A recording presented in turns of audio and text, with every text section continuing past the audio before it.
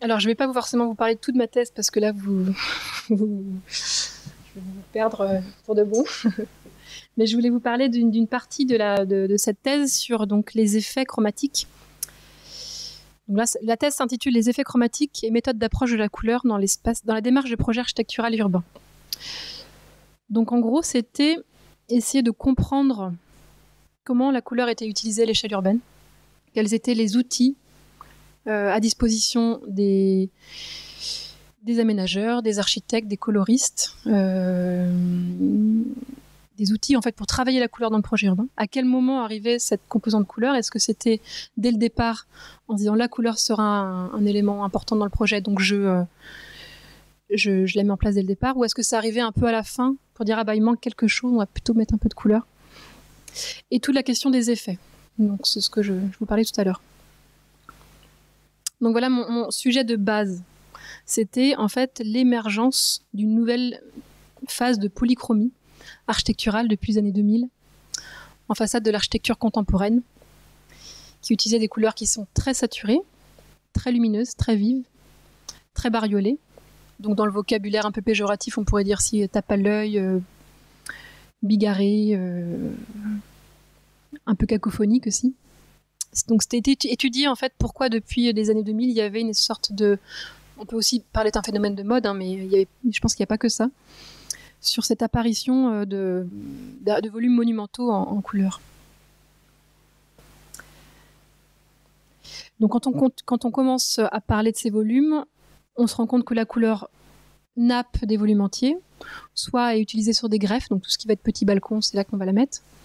Tout ce qui va être faille, les aplats et les mosaïques. Donc les matériaux utilisés, on va être sur des panneaux de verre colorés, des panneaux composites aux effets métallisés qui vont changer de couleur. Voilà tout la panel de matériaux contemporains. J'ai regardé sur l'île de Nantes parce que en fait, l'école d'architecture est vraiment sur l'île de Nantes et c'est un peu le contexte proche en fait de ces bâtiments. Donc juste sur l'île de Nantes, alors c'était une des premières enquêtes, c'était de faire un parcours piéton sur cette île de Nantes qui doit faire peut-être 2 km de long, pour regarder un peu déjà ce panel de bâtiments très colorés. Essayer de voir s'il y a des gammes chromatiques qui sont associées à des programmes. Par exemple, toutes les gammes des couleurs très saturées, est-ce que ça concerne principalement des logements étudiants, par exemple? Enfin, essayer de savoir un peu comment ça se passait déjà. Où est-ce qu'ils étaient situés dans la ville? Donc ici, c'était principalement dans les nouveaux centres-villes, donc les ZAC. En l'occurrence, là, il s'agit d'une ZAC.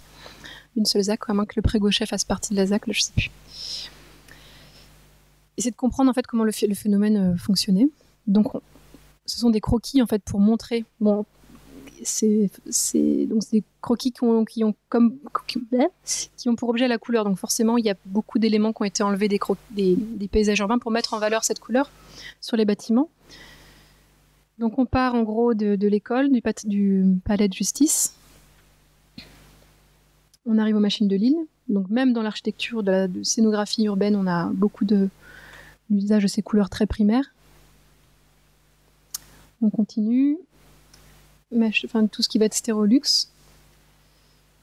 Tac. Portes en parc. On continue sur l'est. Encore portes en parc. Tétrarque.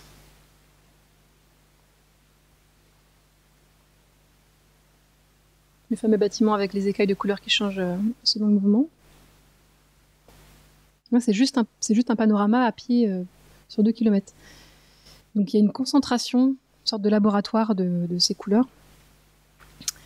Donc la thèse, c'est essayer de s'appliquer sur essayer de comprendre les facteurs d'explication du phénomène de cette polychromie intensive. Il y avait de la question sur les questions de recherche.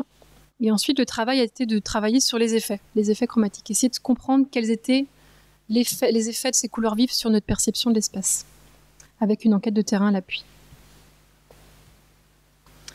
Donc, pour essayer de comprendre pourquoi ce phénomène s'est intensifié, on pourrait déjà aborder tout ce qui va être les normes de haute qualité environnementale qui qui encouragent les bâtiments à être de plus en plus performants On encourage une double peau, un travail de la surface, des bâtiments qui vont être isolés par l'extérieur. Donc avec ces nouveaux bâtiments, nouveaux matériaux, PVC, bois, céramique ou métal. Donc selon Michel Klee, il y avait 3 phases d'évolution de ces matériaux en façade. Donc on a la première phase qu'il a définie de 1970 à 80, où il y avait on était sur plutôt des assemblages de couleurs, texture, lumière. Puis sont arrivés les matériaux opalescents et métalliques laqués dans les années 80. Et depuis les années 90, on avait affaire à ces matériaux qui changeaient de couleur, au niveau souvent des matériaux métalliques. Donc ici, ce fameux bâtiment là qui change de couleur. Donc on peut interroger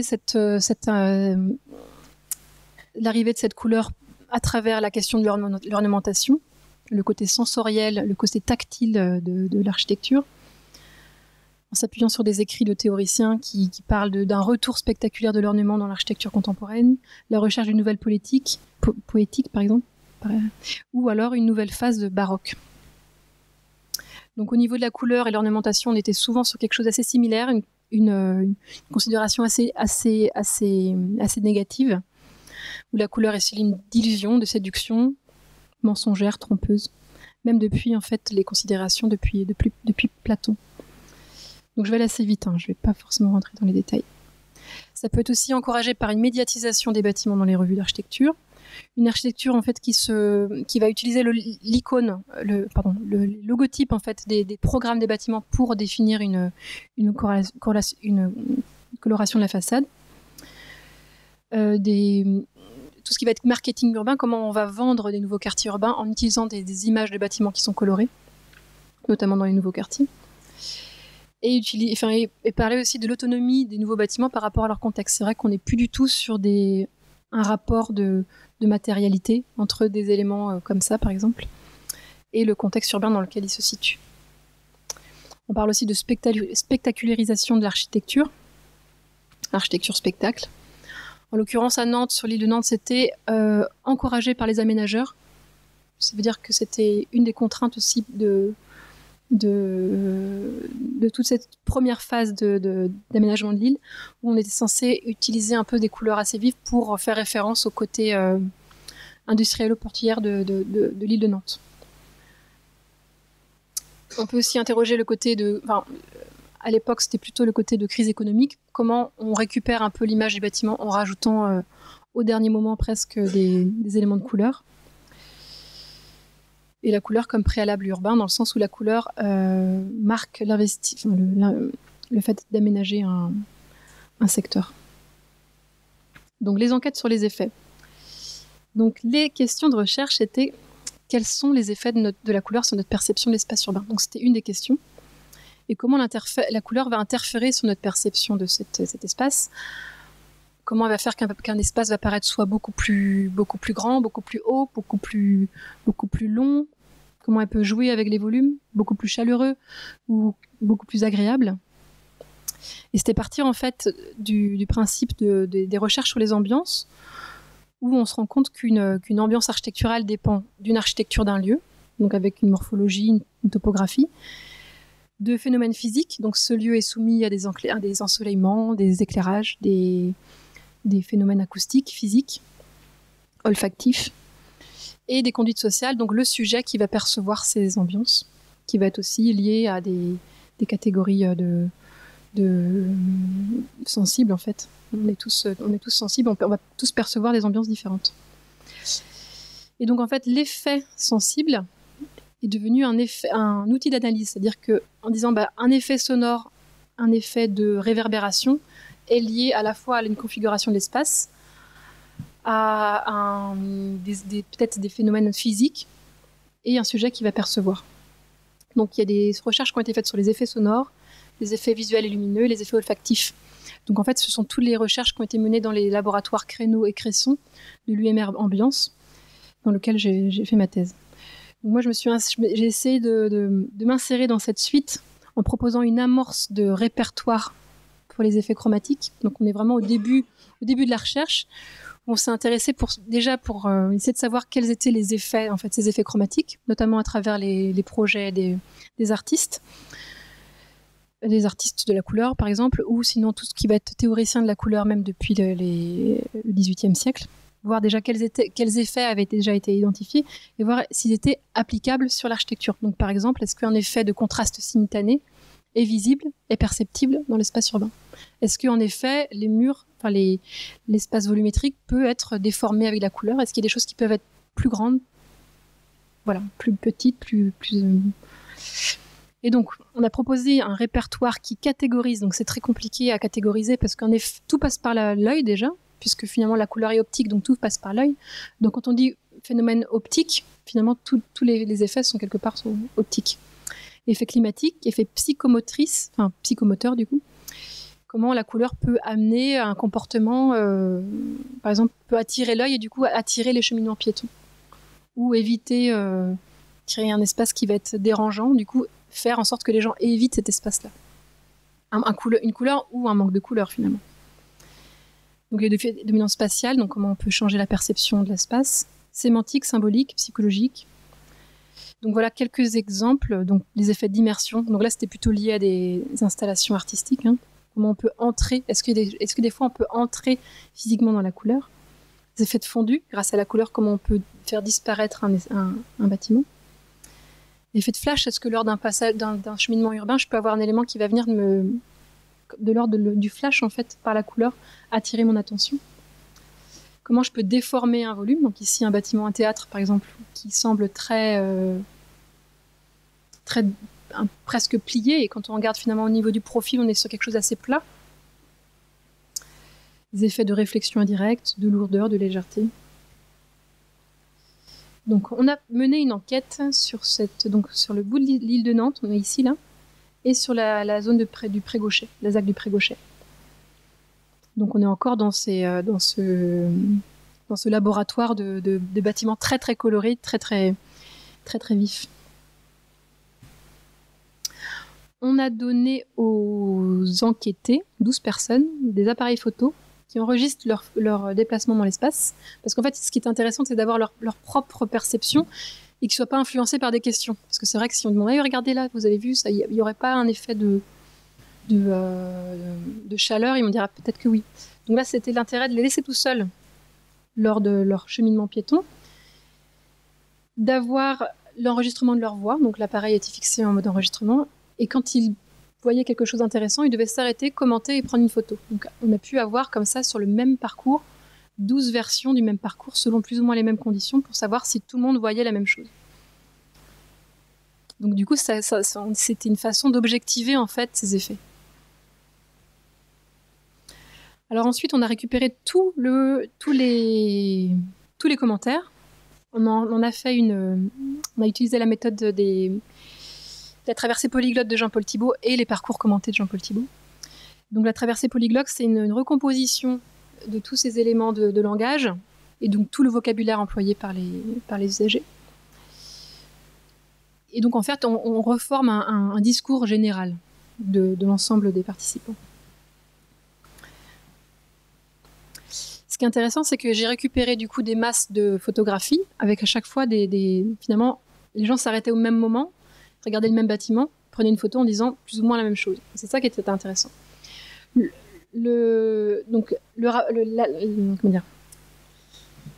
Avec les effets, avec la photographie, on perd une partie de toute notre expérience sensible. Finalement, quand on prend le bâtiment photo, il y avait quelque chose qui nous apparaissait de l'ordre du sensible et en fait qui disparaît complètement, beaucoup plus terne avec la photographie. Donc c'était récupérer les photos et selon les commentaires, extrapoler avec des procédés graphiques pour dire, là en effet, j'ai un effet de phare. Donc le mot phare, c'est moi qui l'ai utilisé. Mais quand les gens me disaient, ce bâtiment, je l'ai vu de très très loin, il m'a guidé l'œil, je savais que je m'approchais, mais il n'arrêtait pas de me faire coucou à travers les arbres à chaque fois que je me baladais. Et au bout d'un moment, quand tout le monde a plus ou moins constaté cet effet de phare, c'était de trouver un effet graphique qui accentue ce que la photo ne peut pas montrer. Avec une légende graphique, des effets d'appel visuel, de grisaille, de chaleur, qui ont été rajoutés à des photos après. Par exemple, ici, l'effet d'appel visuel, d'avancée des couleurs. où les gens parlaient de relief, ça fait ressortir plus la couleur, ça fait ressortir, vous voyez vraiment le mot où je sors du volume, et la couleur sort de son volume. Donc les procédés graphiques, c'était d'utiliser quelque chose qui met en valeur le fait que la couleur sorte. Donc voilà, on se balade un peu sur le parcours. Donc le premier bâtiment, avec un effet d'appel visuel sur les couleurs intérieures. Des effets de fondu sur le bâtiment de Tétrarque, où il y a une céramique en façade, donc le bâtiment disparaît dans le ciel. Mais par contre, en façade côté rue, on est sur une architecture de balcon en bois qui ne va pas capter la lumière et qui est assez profond. Donc finalement, on va avoir des effets de trou noir, où on ne va pas voir la façade, on va avoir un effet de trou noir. Ici, des effets de masse, liés en plus à une forme architecturale assez évasée à son socle, donc un effet de masse qui est accentué par la couleur noire, forcément. Donc des effets d'appel de scintillement visuel. Donc là, on est à la limite, c'est pas forcément que des effets chromatiques, c'est plutôt aussi des effets lumineux. C'est des choses qui vont crépiter, scintiller. Donc l'effet de phare vu à différentes échelles de ce bâtiment. Les tours Vulcain qui vont se fondre avec le ciel. Et ce qui va être intéressant, c'est que selon le parcours, en fait, il y a des effets qui vont se substituer les uns aux autres, qui vont rentrer en concurrence, les bâtiments vont rentrer en concurrence visuelle, qui vont s'annuler aussi. Donc c'est comprendre comment ça fonctionne au niveau urbain. Appel visuel, effet de grisaille, effet de chaleur. Ce même bâtiment rouge qui donnait un effet de phare depuis le lointain, finalement, quand on est à l'échelle piétonne, le rouge va être renforcé par tout ce qui va être la végétation et le bois, et du coup, on va avoir une sensation de chaleur, alors qu'on était plutôt sur quelque chose d'assez froid à l'extérieur. Il s'avérait aussi que dès lors qu'on est dans des petites ruelles, où il y a de la couleur, du bois et de la végétation, c'est le cocktail garanti pour avoir des notions de confort urbain. Une petite échelle, bois, végétation, et tout de suite, on a une notion de confort qui en ressort. Et couleur, pardon, je ne sais pas si j'ai oublié de dire. Une couleur. Donc tout le nouveau mail, avec des bâtiments qui sont très contemporains, très blancs, où finalement l'effet de blanc forme un effet de repoussoir parce que les gens se trouvaient finalement dans des choses qui étaient trop blancs. Alors peut-être qu'ils étaient influencés sur le fait de regarder la couleur auparavant et que là d'un coup ils arrivaient dans un espace qui était très très blanc, mais en tout cas c'était le langage un peu très froid. Les effets d'appensée des couleurs. Donc voilà, on a pu constater des choses qui étaient vérifiées par l'enquête et des nouveaux effets qui sont révélés. Effet de phare, effet de grisaille, gommage, résonance, apparition, disparition. Donc c'est vrai que c'est du vocabulaire un peu qui fait pas forcément, qui est pas facile à imaginer comme ça. Et donc les 3 dernières images sont justement un travail de recherche en cartographie. C'est comment, à partir de ça, les effets, on pourrait les utiliser à travers un travail de cartographie, donc d'outils de projet urbain finalement. Comment un bâtiment peut avoir un impact sur son espace proche. Donc avec les effets, par exemple les effets optiques, donc tout ce qui va tirer des fils au niveau de l'œil de l'observateur, effet d'appel visuel, avancée des couleurs, effet de phare, effet de scintillement. Les effets immersifs où d'un coup on va rentrer dans des zones dominées par une couleur verte, si on n'est que dans du vert. Donc immersion, rentrer dans des zones avec des effets de chaleur, des effets de froideur. Et les effets qui sont plus liés au bâtiment, les effets de présence. Par exemple, les effets de masse, les effets de poids. Les éléments qui vont dominer aussi leur espace. L'effet de trou noir, l'effet de fondu, qui sont plutôt liés à des dialectiques paysagères. Donc la superposition de ces 3 cartes.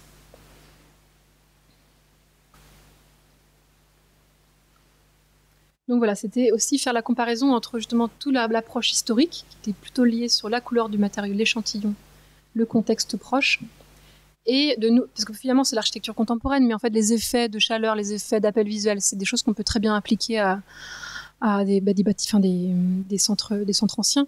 Par exemple, je travaille sur la VAP de Becherel, et on a une voie de circulation qui est un peu en dehors de la ville, et par contre on a plein de petites ruelles piétonnes qui mènent vers ce centre historique, et on pourrait très bien utiliser la couleur dans ces ruelles pour attirer finalement l'œil et inviter les gens à s'engouffrer dans ces petites échelles. Faire disparaître un bâtiment important, voilà, on peut très bien utiliser ça à toute échelle.